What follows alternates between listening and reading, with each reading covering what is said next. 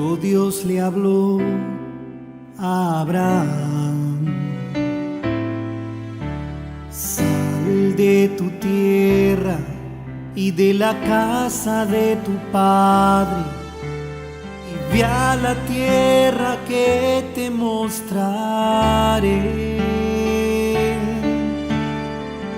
Y aún sin saber la dirección, dejó atrás Harán, y la fe fue la razón de cambiar todo por aquello que no vio.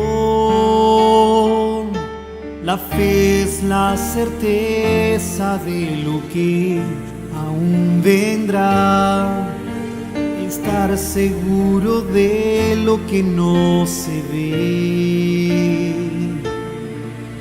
Es creer que lo imposible siempre va a suceder en la vida de quien mira a Abraham. Cuando Dios pide, Él quiere dar.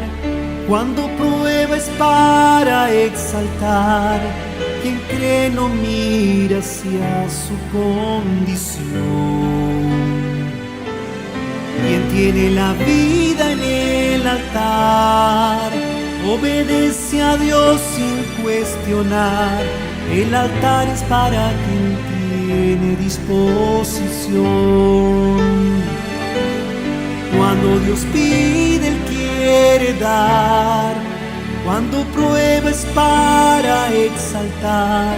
Quien cree no mira hacia su condición. Quien tiene la vida en el altar obedece a Dios sin cuestionar. El altar es para quien tiene disposición.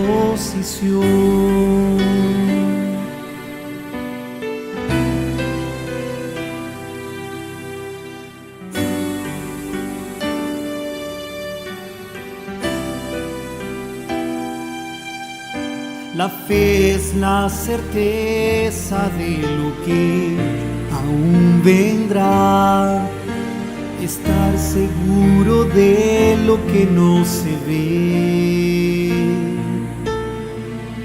Es creer que lo imposible siempre va a suceder en la vida de quien mira a Abraham.